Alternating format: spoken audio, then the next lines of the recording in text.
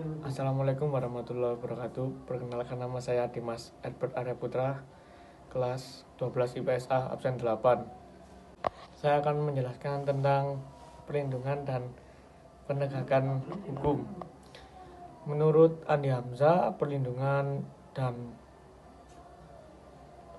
dimaknai sebagai daya upaya yang dilakukan secara sadar oleh setiap warga negara yang bertujuan mengusahakan pengamanan dan penguasaan pemenuhan kesejahteraan hidup sesuai dengan hak asasi manusia. Makna tersebut tidak terlepas dari fungsi hukum, yaitu untuk melindungi kepentingan manusia. Menurut Simanjuntak, mengartikan perlindungan hukum sebagai segala upaya pemerintah untuk menjamin adanya kepastian serta memberi perlindungan agar hak sebagai warga negara tidak dilanggar, dan bagi yang melanggar akan mendapatkan sanksi sesuai peraturan yang ada. Proses penegakan hukum merupakan salah satu upaya untuk menjadikan hukum sebagai pedoman dalam setiap perilaku. Kepentingan setiap orang akan terlindungi apabila hukum yang mengaturnya dilaksanakan baik oleh seluruh warga negara. Yang kedua, pentingnya perlindungan dan penegakan hukum.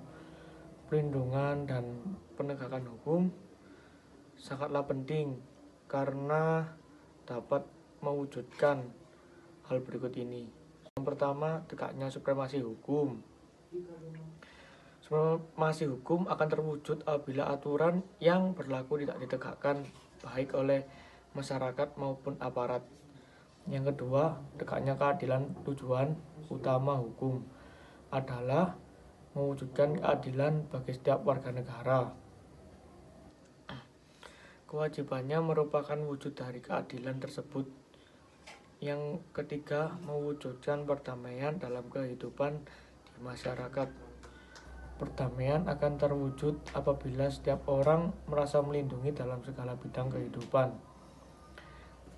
Yang ketiga, menurut Suarjono Sukanto, keberhasilan proses perlindungan dan penegakan hukum tidaklah semata menyangkut ditegakkannya hukum, akan tetapi bergantung pada faktor antara lain. Yang pertama, hukumnya. Dalam hal ini yang dimaksud adalah undang-undang yang tidak boleh bertentangan dengan ideologi. Yang kedua, penegak hukum, yaitu pihak secara langsung terlibat dalam bidang penegakan hukum. Yang penegak hukum harus menjalankan tugasnya dengan sesuai dan perannya masing-masing dalam peraturan perundang-undangan. Yang ketiga, masyarakat harus mengetahui dan memahami hukum yang berlaku dan pentingnya perlunya hukum bagi masyarakat. Sarana fasilitas yang mendukung penegakan hukum. Ketersediaan sarana dan fasilitas yang memadai merupakan suatu keharusan bagi keberhasilan penegakan hukum. Yang kelima, kebudayaan, yaitu sebagai rasa yang karena pada manusia pergaulan pada hidup nilai di mana apa yang dianggap baik sehingga dianut dan dianggap buruk sehingga harus dihindari. Peran kepolisian dan hakim, jaksa, advokat, dan KPK. Kepolisian melakukan penangkapan, penahanan, penggeledahan, dan penyitaan. Kemudian yang kedua, jaksa di bidang pidana melakukan penuntutan, kemudian melakukan penyidikan terhadap tindak pidana tertentu. Yang kedua, di bidang perdata dan tata usaha negara, jaksaan. Pengadilan untuk dan atas nama negara dan atas nama negara atau pemerintah dalam bidang ketertiban dan ketentraman umum. Yang ketiga, peningkatan kesejahteraan hukum masyarakat, pengamanan kebijaksanaan hukum dan pengawasan. Kemudian hakim, peran hakim dalam perlindungan dan penegakan hukum adalah menerima dan memutuskan perkara hukum. Penegakan hukum adalah menerima, memeriksa, dan memutuskan perkara hukum berdasarkan asas bebas, jujur, dan tidak memihak dalam berbagai bidang ketentuan perundang-undangan. Tugas dari advokat adalah membuat dan mengajukan gugatan, memberi pembuktian, mendesak, segera disidangkan. Tugas KPK sebagai berikut: melakukan penyidikan dan penuntutan terhadap tindak pidana korupsi. Yang kedua, melakukan tindakan pencegahan tindak pidana korupsi. Yang keempat, partisipasi dalam perlindungan dan penegakan hukum. Wujud dari partisipasi tersebut yaitu dengan menampilkan perilaku yang mencerminkan ketaatan dan kepatuhan terhadap hukum.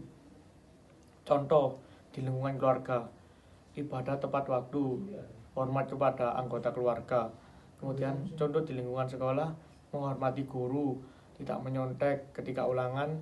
Kemudian yang ketiga, contoh di lingkungan masyarakat, bertugas ronda malam, ikut serta dalam kegiatan kerja bakti di rumah. Contoh di lingkungan bangsa dan negara, memiliki KTP dan SIM, ikut serta dalam kegiatan pemilihan umum dan membayar pajak.